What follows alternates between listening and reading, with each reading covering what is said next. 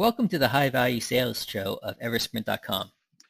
I'm Malcolm Louie, the managing member of Eversprint, and today we're speaking with Beth Goff McMillan, the CEO of SKG Texas, a company that creates workspaces that move people.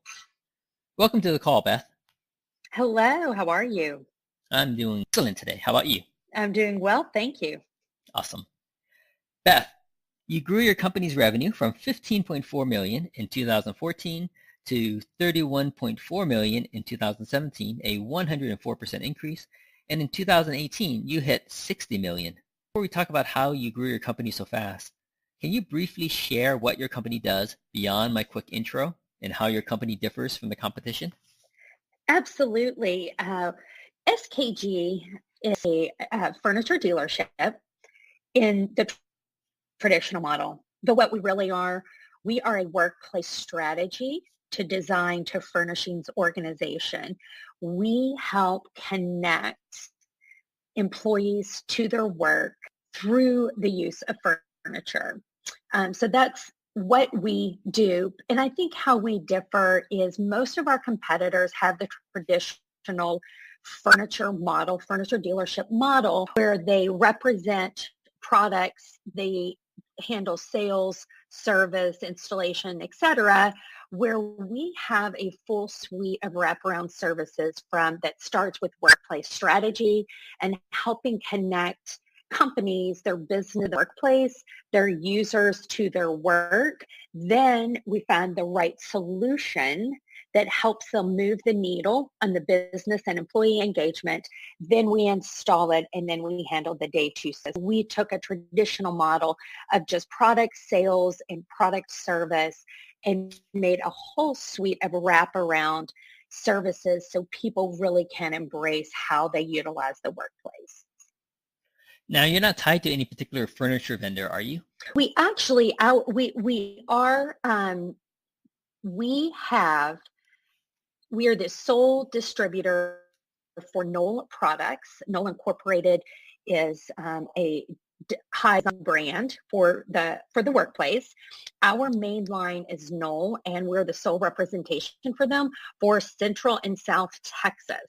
We also have about 275 supporting lines for where perhaps my normal short, i.e. a budget, aesthetic, a functionality, because we go outside of the corporate environment into both healthcare, higher ed, and government. So especially when we get into specialty products, we do offer far more products than just. Got it. Now, can you share how you grew your business so fast? You were at $15.4 million in 2014, and 4 years later, you're hitting $60 million. It has been a wild ride.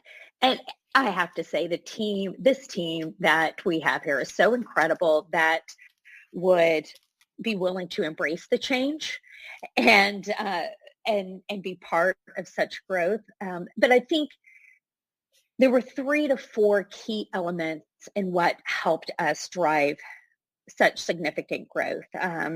My business partner, Diana Keller, she's the original founder, and she's still an active participant in me. When we joined our partnership just shy of 4 years ago, about 3.5 years ago, we knew that we had to reinvent not just who SKG was. At the time, it was called Shelton Keller Group, but we knew that the entire industry was needing to pivot and shift. So we wanted to lead the disruption of the marketplace.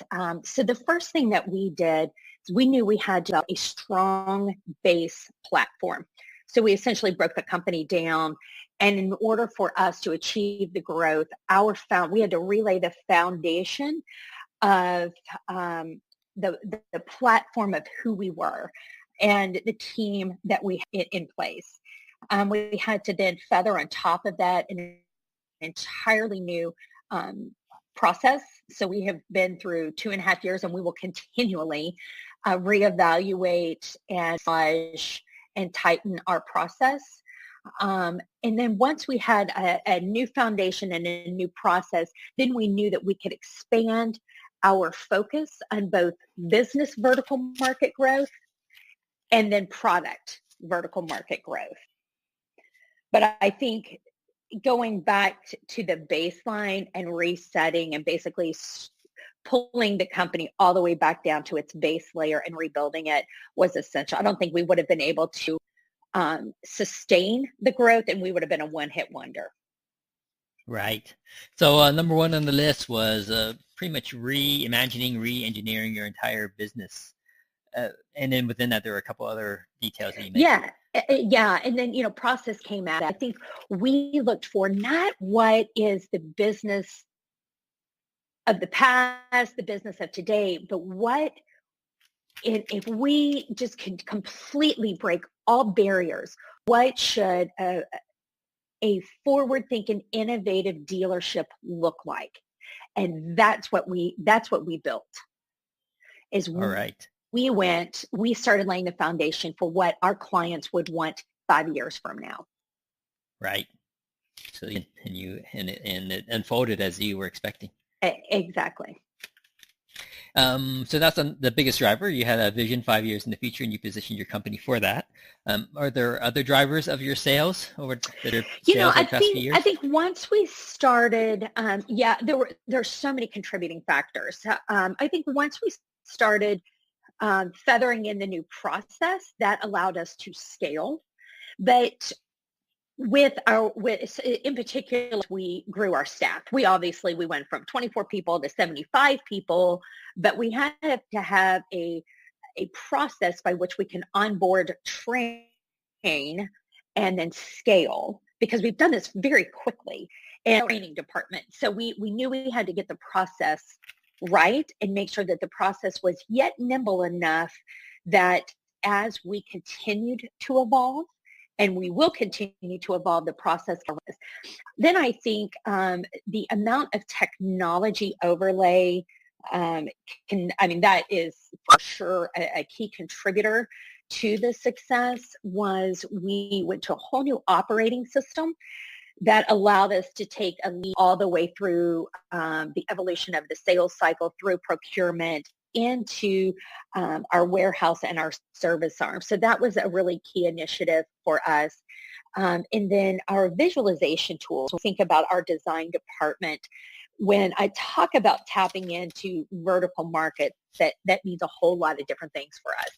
I think one, when we go beyond our large core users that are sophisticated in the workplace strategy world, and they're sophisticated in making decisions around furniture. They're used to a specific deliverable, and they can visualize things, etc. But we're going after, there's so many companies, in particular in Central Texas, because we're both in Austin and San Antonio, that this is the first time buying furniture. And this is the first time that they're imagining we're startups here. That this, we're 3-5 years in, we're really evolving into the company that we want to be, and they've never bought furniture. So we've had to really expand our visualization package into VR and animations, and obviously photorealistic renderings to help them visualize what we all can see in a flat plan. We need to bring that to life for them. So that has really helped in the speed in which we can help clients make decisions and get them into their space. And then I think another large contributor is we've really tapped into not just corporate and the tech world of Austin, but we're very strong in a lot of different vertical markets that support each other, whether it is our corporate clients and our tech clients, but then financial. But if I'm a financial company, I am probably also fintech. And so we do with tech companies plays a role in that.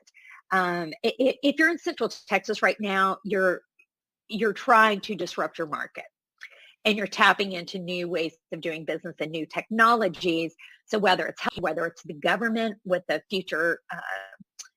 Command Futures office here, there's so much taking place, even with traditional market segments, that we're able to tap into. So it's not just corporate. We're running the gamut, healthcare and higher ed, and government, not just corporate. Right. Got it. So the driving factor then for your sales growth, the biggest one sounds like your rearing of your entire business from the ground up. And then the second one would be once you have re-engineered your business and had your processes, it allowed you to hire more people. Correct. Allow you to scale up. That's number two. Number three was the technology that you allowed, which again, this ties into 1 and 2, to better manage your sales, lead generation, better manage the lead, the sales, the procurement, to service all the way through. And also related to that on the tech side, better visualization tools. So you were moving away from the large buyers who are used to buying furniture many times to first-time buyers.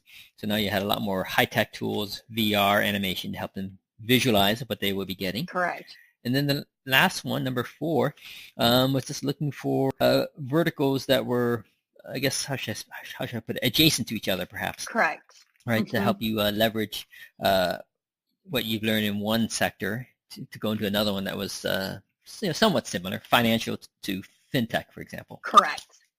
Yep. Okay. So now maybe we can go a little bit into each of these 4 that you mentioned. So sure.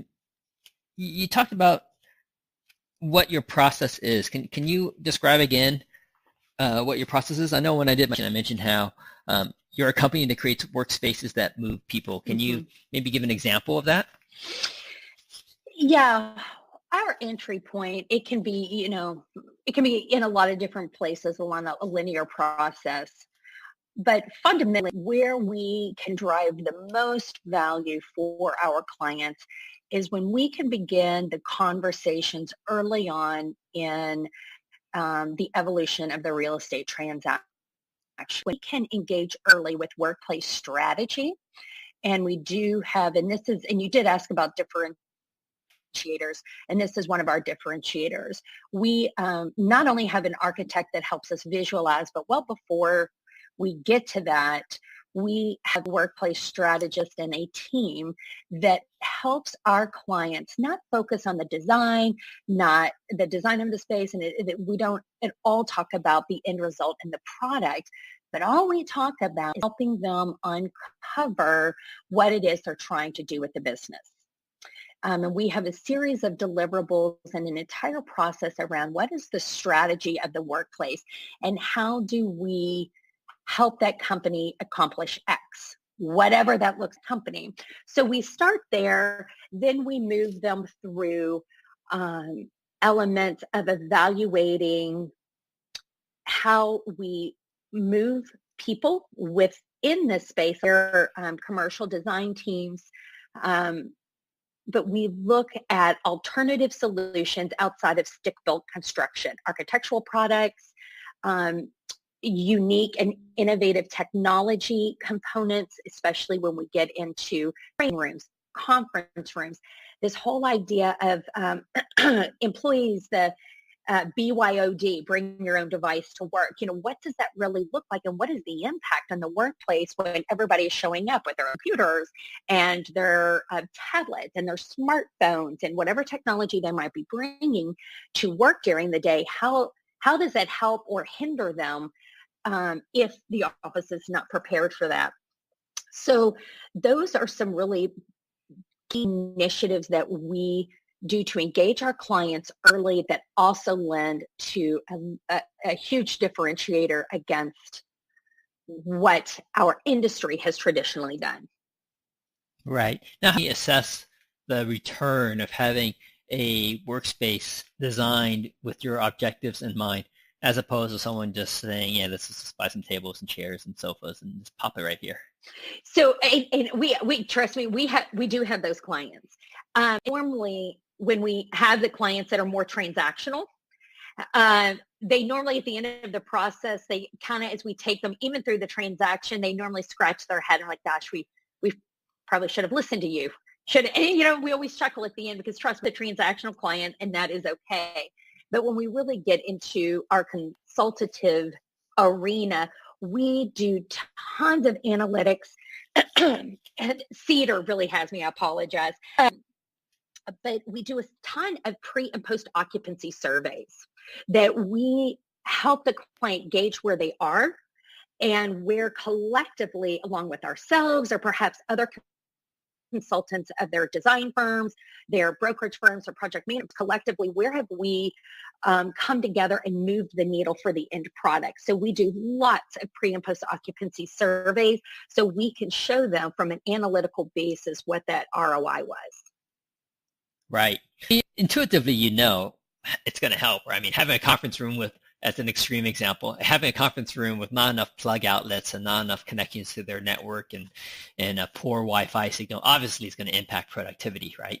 But I just kind of wonder how people can really figure out the value of time that would be saved by not wasting your time with such a poor layout. Oh my gosh, there are some of the best examples that can demonstrate that. But we do have a technology tool outside of doing immense amount of surveys that we can we can execute on a lot of different platforms and tailor to a variety of audiences.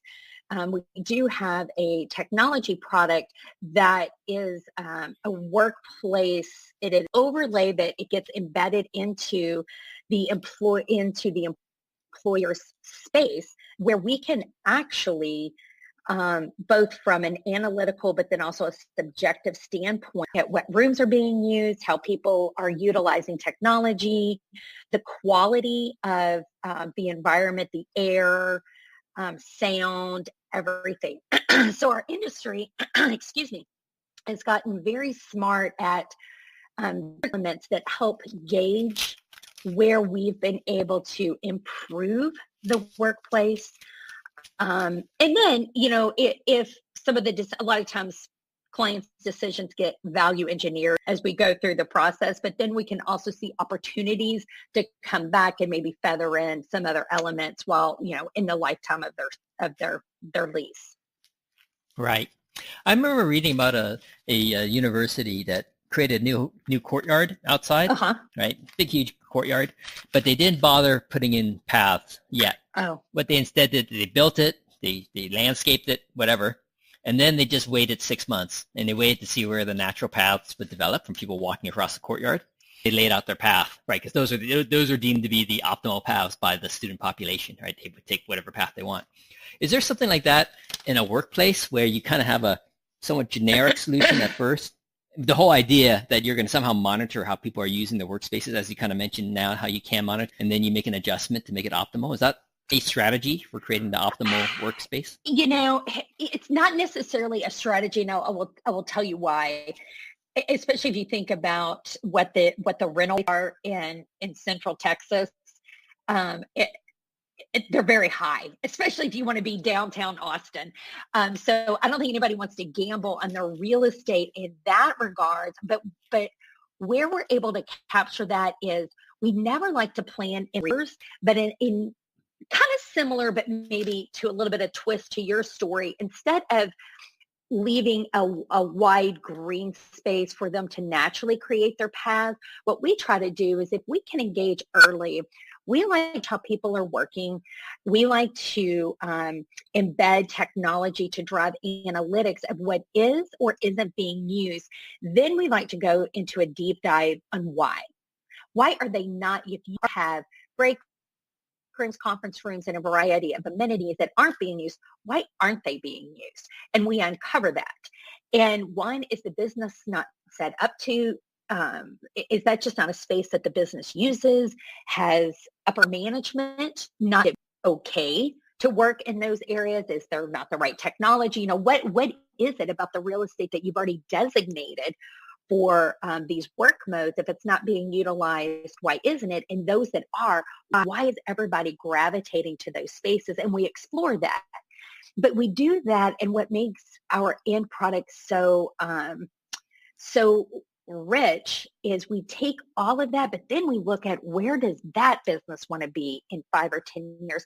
And a lot of they don't necessarily know, but they know, hey, I'm going to build it to this, then we're going to sell it. Or I want to build it to this scale. This is the next layer, and we kind of help them do that with all of the other factors in mind.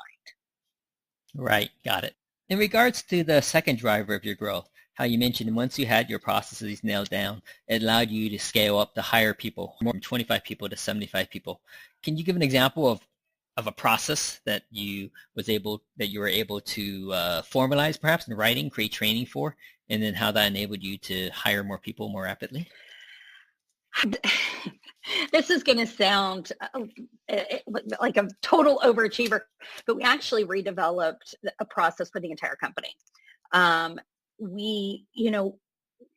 This company had existed for 20 years. They were celebrating their 20th year when I came on board. So, and they were very good in their space. They were known for service excellence. So everybody fundamentally knew what they were doing, but there were only a handful.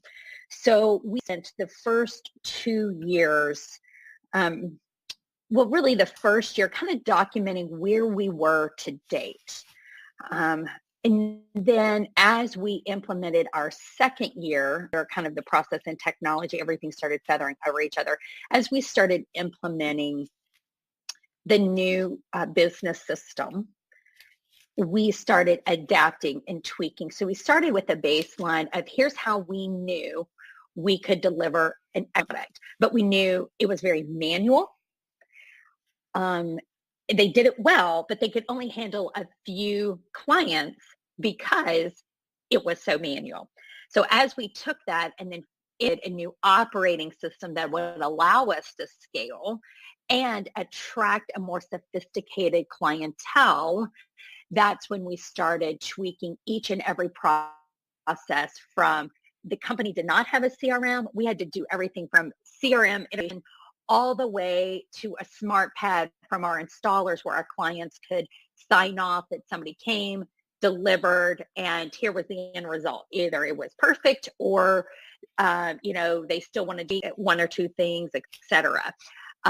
So it was actually both redefining the entire process along with the new integration of the business system, which that took a year. And in some respects, we will continue to evolve and tweak that, but we had to start with where we were, where we wanted to be, feather in the technology.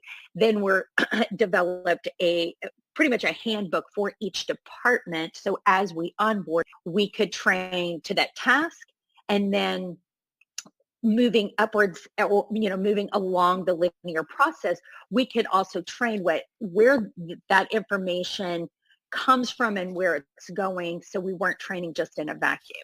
That we do lots role sharing. We do lots of cross-pollination, that people don't just learn one piece of the business. They understand the entire process. They focus on what their core objectives are, but we want to make sure they understand where that information came from and where is it heading to. Right. Yeah, there's lots to be said about the cross-pollination, right? It also helps in the event if anyone leaves your company for whatever reason. It's not a huge gap, right? Someone else on the team can step in to some degree until you find a replacement. Absolutely. When you scale and have grown the way that we have, not everybody is going to be on board with the new. Not, some people, that's what they signed up for. They signed up for a small, boutique company. And as we started growing, it might not have been for everybody. So you're right. We had to be prepared for those who wanted to explore options elsewhere, but, as well as onboarding, of course. Right. Now, on the technology side, can you talk a little bit about the system, especially the system you created to help you on the marketing and sales side? You mentioned how you have a system now, you can take the lead all the way to sales, and it sounds like it's connected to your systems that help on the fulfillment side, right? Where the project is, where the inventory is, how the service is, and so on. Can you talk about how you created a system? Well, yes.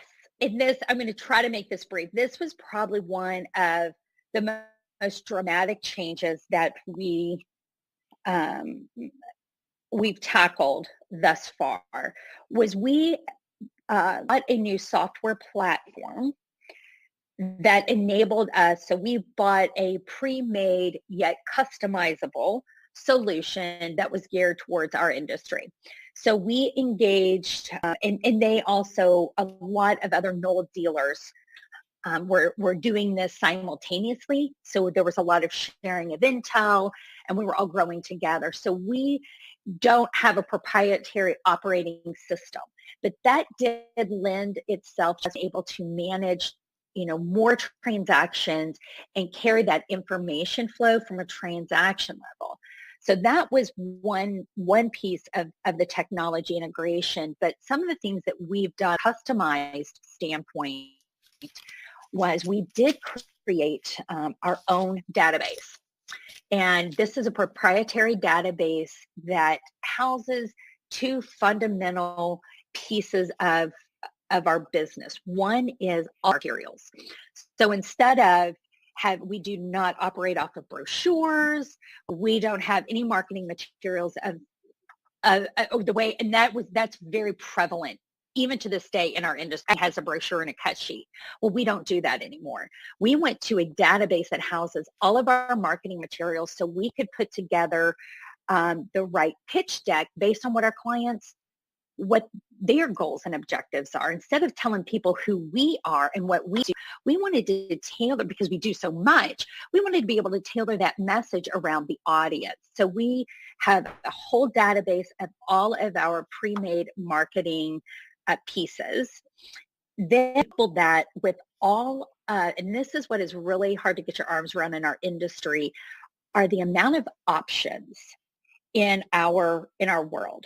There are there are thousands of manufacturers. So if you think of all the thousands of manufacturers that are in the globe, all of them have robust product lines.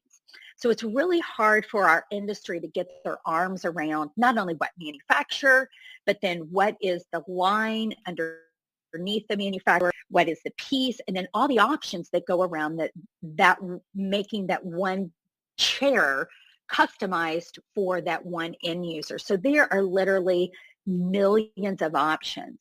So what we started doing to make that process more streamlined, where one, we internally were making less errors. Two, we only had to touch the information one or two times. And three, it made it more digestible for our clients. We developed a database of most commonly used products that our clients are specifying. So when somebody comes to us and says, hey, where are the best height adjustable desks? We can go to our database and say, here are the commonly used database configuration, or the height configurations within our database.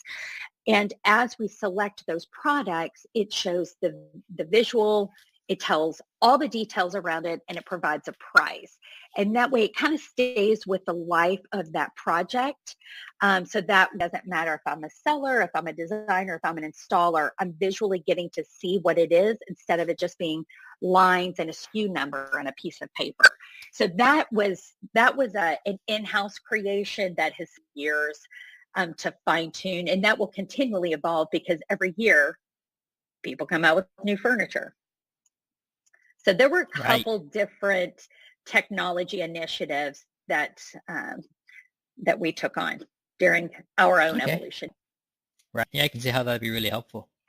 And the fourth driver, you mentioned how you were targeting adjacent industries, adjacent verticals. Yeah. Yeah. So can you share a little bit about how you determine what adjacent verticals you're interested in expanding into, and how you find the people within that space, the companies and the people within those companies to engage to see how you can help them with their workspace? Oh, this is okay. This could be all of its own. So first, the vertical markets that we started to focus on they were one SKG prior to my arrival. They had been working with not only corporate clients, but they had been working with some higher ed and some healthcare. What we wanted to do in a little bit of the U.S. communities in government arena, each one of those has its own sales cycle. It has its own nuances. It took us doing deep dives inside of all of the verticals to really understand their needs, what's going on within their space, whether it's recruiting, higher ed is so competitive, not only from a student standpoint, but from a professor standpoint and donor dollars and all of that. So we try to really spend a lot of time researching each vertical market and what they were grappling with as they made decisions. And we knew the ones that we really wanted to focus on, they really perceive value in the space that they provide. Healthcare is not only about the doctors and the work that they do, but the space in which they do it. It's so a space around healthcare, it's twofold. It's not only are they trying to attract staff, but they're attracting patients. They just want to feel more like it's a hospitality interaction and not the sterile environment. So, and same for higher ed. Everybody is using their real estate as a recruitment tool, as well as either well space or an education space or a place to conduct business or all the above. So that's where some of the parallels, we started really seeing some parallels, but then we had to really focus on what the drivers were for each of their vertical markets. So once we kind of really said, okay, these are the groups that, one, we have experience with, and two, they really align with what it is that we do and the value we bring, then we do have specialists within each one of these categories, understand the contracts. They understand what a multi-pronged decision-making process that is. None of these vertical markets have one decision maker. It's normally dozens. Then we do have specialists within each one of these vertical markets that target those because they understand the contract, they understand the material choices, they understand all the fine-tuned details that make each one of those standalone vertical markets. Okay. Now, are these people in-house or you Absolutely. outsource it? Absolutely. Okay. We do, we hire in-house. We hire everybody in-house, from workplace strategists to our VR technician, all the way down to our installers.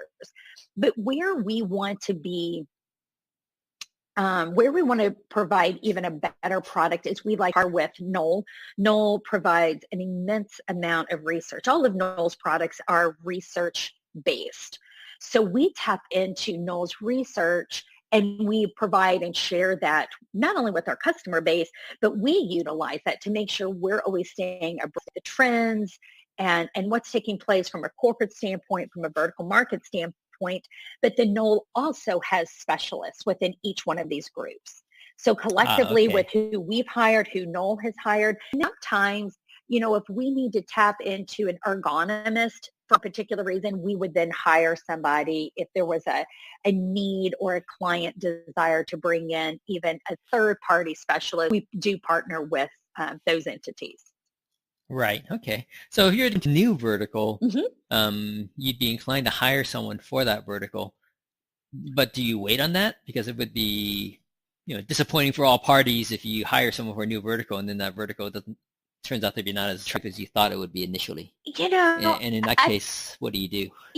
So here's how we look at hiring and a business venture. When we hire, when we see growth, and I laugh, a lot of times it's almost like a great piece of furniture, a great piece of art. You buy it not necessarily knowing how you're going to use it, but I can't pass this up. We are constantly interviewing, recruiting, looking for top talent. And we're looking for top talent well outside of Central Texas. Some of our last big hires, they're not even from Central Texas. We've brought them in. But we look for talent. Yes, we do hire positions, but sometimes even for some of these vertical markets, we will bring them in and we're fully transparent. This is what we're going after. But a lot of times, even if the pursuit of a vertical market doesn't happen, if they're great talent, we'll find a home for them. Right. We have yet to go down a path and say, you know what, that's not working. Now, does it look the same? Normally what we put on paper and what we plan and what we end up with are going to be two different things. But we know that if we've done our homework, we've done the research, there's something there. It might not look the way we thought it would. It could be even better, or it could lead us to another path that we didn't know anything about. So far, we haven't gone down a path and said, wow, we shouldn't be in this space. And we have yet to let body, because we were like, oh gosh, that idea burnt out. Normally, if they're a great employee, we'll find something to do with them. But we're totally okay making a mistake, backing up and redirecting. But so far, the vertical market laid out. Right. Now, in 2017, you did $31.4 million. 2018, you almost doubled the business to $60 million. Can you share what happened there? Is it all from finding new clients, or were you able to do more business with clients, or I imagine perhaps a bit of both? It is absolutely a bit of both. I think what was so exciting is that we were able to demonstrate to all of our clients, not just the new clients that you're going to attract, but all the clients that trusted us with their first furniture purchase. We were able to show them how much we were evolving and how we could support their growth, that we're able to work with them and negotiate a deal versus just responding to a bunch of RFPs. When all you're doing are responding to a bunch of RFPs, it's a gamble, and it's hard to scale, because I'm devoting 5 resources to have a 20% chance on. When we can focus and surround our clients with a team that is dedicated to them, they want to continue working with us. And so I think the of our growth last year was because we did all that legwork for the last couple of years, and we had a team in place that could wrap around services around all of our clients, not just the big ones. But as business grew, as our smaller clients grew, and as we attracted new clients, we were able to fully surround them with deliverables that were unheard of in the marketplace. Right. Can you give an example of deliverable? Yeah, I mean, I think some of the stuff that I mentioned earlier, like having an in-house workplace strategist that goes on site and interviews your employees and does surveys and all not around furniture, but how it is that they work. When people in action, they're like, oh my gosh, they're bringing a whole set of tools. We're bringing tools to a business that go well beyond just the selection of furniture. It forces them to think about their processes, their adjacencies. Right. So I think us tapping into the element around workplace strategy alone shows the client we are with them, we're investing in them to make them better. And when they see that, then so many times they said, you know what, we're not even going to take this out to bid. You all are our partner. You all are transparent with your pricing. We're just going to move forward. Right. Yeah, that's the best and easiest way to get more business. Yeah. To win a new customer again. I know. I think you're wanting me to say that we had a major transaction, or pardon me, a major acquisition, and we did it. We didn't buy a company. We didn't roll out. We don't make anything. We're a service company. We doubled our revenues with the pure and simple fact that we did what we said we were going to do with all of our clients. Right. And somewhere along the way, Did most of the revenue increase come from your existing clients, or was a large part of it from acquiring new clients as well? I would say the majority of our revenue came from clients who we had done business with, that we had to earn their business last year. A lot of the clients, they might have agreements with several people. They might have an agreement with SKG, but then with some of our competitors. Many of our growth came from annuity clients that saw the partnership and continued to move forward with us as they've grown, which is for us, it's so exciting because you work with somebody and they see your warts and they see where you might stub your toe. It's sometimes it's harder to keep an existing client happy than attract a new client. And so for us to not only take our old clients and show them who we've become and how we can pull them away, but then we were very excited about some of the clients that we brought on board last year. Right. So if you had to guess, or if you know, what percentage of your business growth last year came from doing business with you again, as opposed to brand new clients who prior to 2018 never did business with you? I do have kind of some rough numbers around that. I will say this: out of the analytics that I have right now, because obviously it's January 14th and we were first day back of the new year on January 2nd. So a lot of the numbers are still coming. But our top 10 clients, 7 of those were annuity accounts, but that we dramatically grew.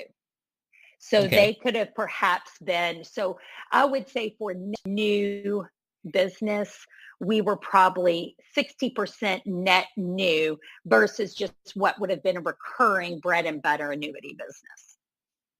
Right. Okay. But the 60% net didn't come from essentially brand new relationships though, right? Gosh, and this is, it's so difficult to break this down in finite numbers. But let me give you an example. So maybe this provides some more clarity. We do a lot of business with a higher ed institution.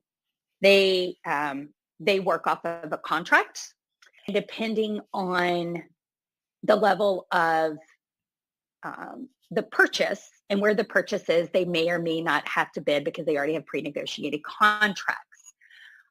This particular client, we did maybe $500,000 with the prior year. This past year, we did $5 million with. Big increase. So exactly. So that has happened across the board. Even, out of 8 out of our 10 accounts, we had done some level of business, but they dramatically grew, not just because there was one decision maker, but when you're dealing with something like higher ed, there are multiple people making decisions, multiple deans making decisions, design firms making decisions, that there are net new deals, influencers that we had to go attract to capture those additional revenue sales. Right. Okay.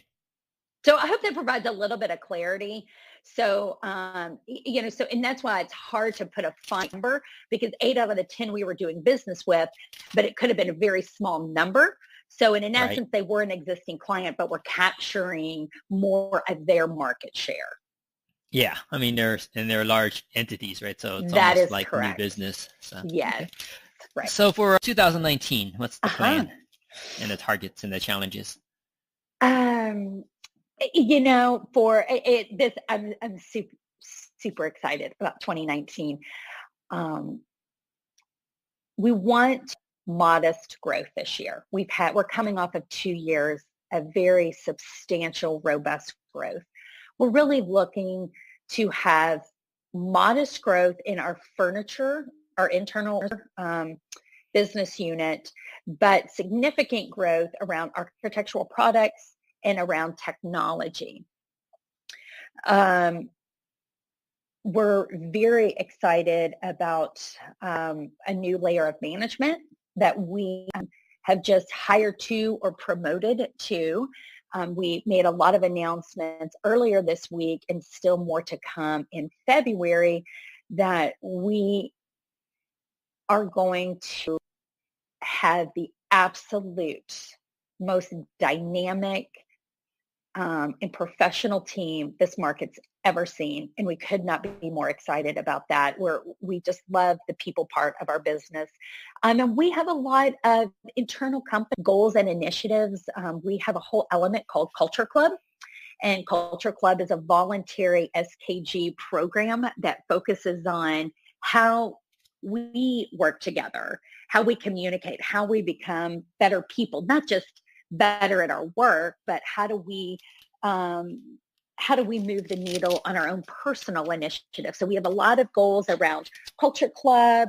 We're bringing on a lot of people. We're creating new layers within them, which, can create organizational noise. But the whole point is to help gain access to faster decisions and hold, accountability a little bit tighter. But we want to not have a double-digit growth year this year. Oh, you do not want double-digit growth. And we're not looking for that at all. If it organically happens, great, but we're not gearing for that. Look, I love growing, but I want to grow in the right way. And I don't want to grow just for growth's sake. I want our company to convert excellent work, and I want our clients to love working with us. I want the employees to show up and love what they do. I don't want Sunday afternoons to be a drag for the employees because they dread going to work. I would much rather focus on that than delivering double-digit growth, because if I do that, I'll get the double-digit growth. Right. Does that mean that you don't have VC money as your shareholder? We do not. Yeah, it's unusual to hear that. We have done all of this debt-free. Ah, nice. Yeah. So you don't have any shareholders who are just demanding this 20% ROE, each and every single year. No. And we had a vision, not only for the company, but we had a vision for our industry. And some of the things that we're wanting to engage for the industry may or may not drive revenues, but there was a whole lot to us evolving this business just beyond what ends up on a P&L sheet. I came from a publicly traded billion-dollar company running sales and distribution for a large section of the country. I lived that world. That's not what we were trying to create. So it is nice that there are just a couple of us that own this business and get to make these fun decisions. And so that's why this year, no, if I don't double growth, nobody's getting fired. So that is nice. So we can actually focus on what we want to do with the business instead of just driving towards the number.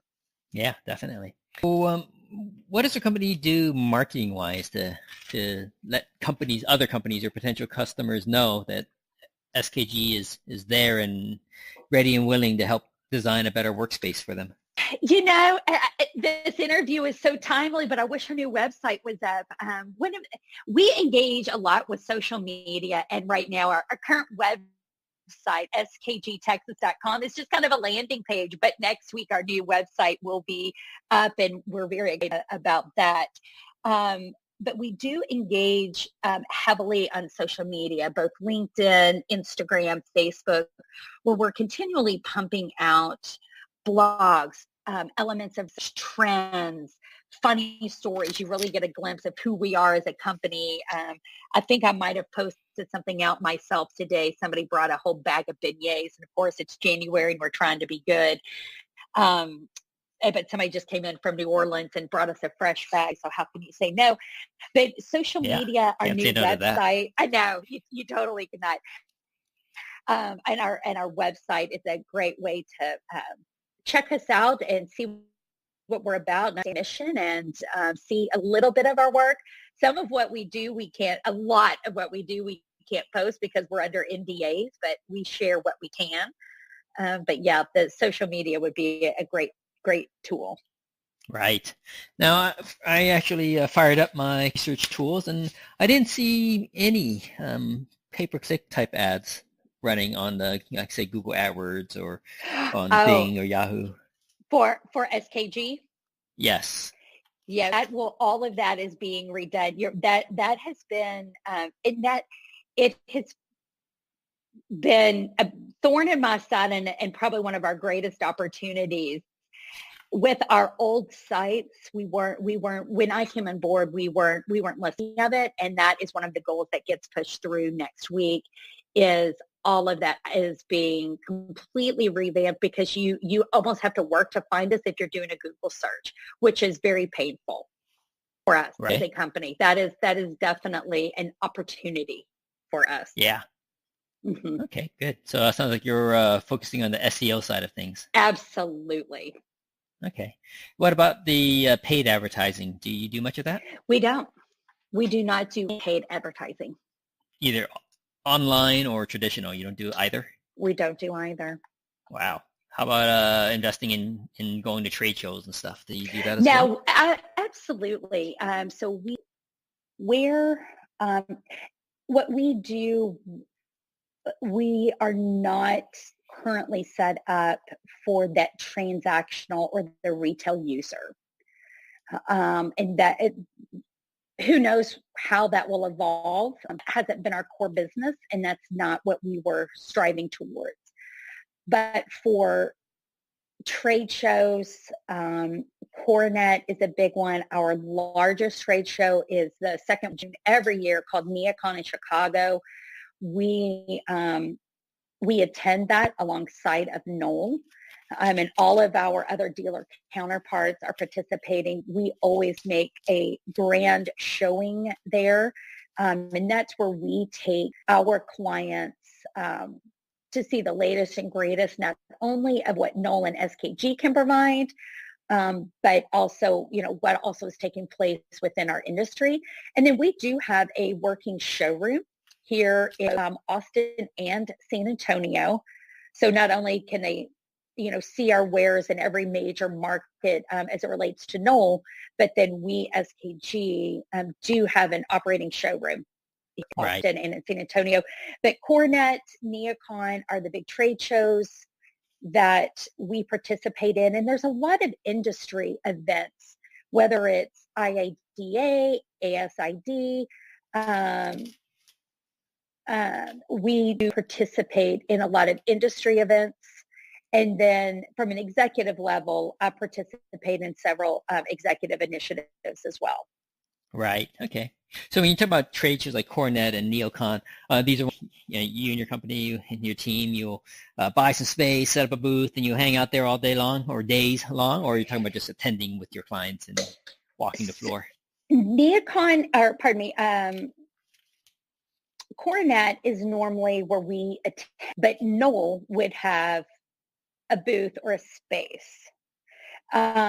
Same for NeoCon. So Knoll is unveiling a new standalone building. It's a 3 that is housed with Knoll. And keep in mind, 60% of all the products we sell are Knoll products. The other 40% are also represented at NeoCon. So we wouldn't set up our own space, but we normally pivot out of Knoll's space and then take our clients' products that's represented by our other aligned partners. Right. Yeah, not a bad strategy. It's not. It's quite a significant investment to get a There's no question sized booth. Yeah. So then it allows more people, invite more of our clients. So instead of spending $25,000 and $30,000 for an event space, we're putting that to FaceTime with the people that we know are actual buyers. Yes. And if you need a space, Knoll has already one for you. So. That's right. And nobody can out-design Knoll from that. Yeah, no kidding. So, I'm sure they have one of the bigger spaces every time. Right. So 3 last questions for you. Okay. First one, a busy freeway in Texas, in Austin. Well, one that on weekends when traffic is moving swiftly, right? Not on weekdays during rush hour. We see a billboard. You have people drive by the billboard. They have 6 seconds to look at it. What's the SKG message? Oh, God, that's a great question. I think it's what you started with. Workspaces SKG, that move people. Right. We design workspaces that move people. That is the message. That is what we do. We don't help a client design a space because we are trying to implement our brand. We are stewards of our clients. Right. Exactly. And my 2 last questions for you. Who are your ideal clients and what's the best way for them to reach you? Okay. Our ideal clients can come in the shape of 2 forms. One multitude of 2 best clients come in 2 forms. One, somebody who has already done a space and they've had to buy furniture. They know how hard it is. They know how emotional it is, because furniture is the thing that an employee engages with. They sit in the chair, they work on the desk. It's where they put their picture of their children. It becomes theirs, and it's very personal. A lot of clients that are the first time buyers, or the first time they've had to evaluate product, they don't necessarily understand the value we bring. But the clients who have had to go through it, they understand the value of our strategy. They understand the value of the team, and frankly, the value of our time. So somebody who has done it is normally our best client. And then coupled with that, we have the best engagement with our clients, and they feel strongly about their workplace, their work culture, their teams, their people. There are so many times we'll be researching a client and they talk all about their people, and we are people, and our people drive us, and we're thrilled. We're like, oh, this is going to be a perfect client. They get to the table and say, I don't care what they want. I'm going to tell them what they get. They should just be happy they have a job. They're normally not our best client. Right. Because they're very closed, and, they're just looking for a number.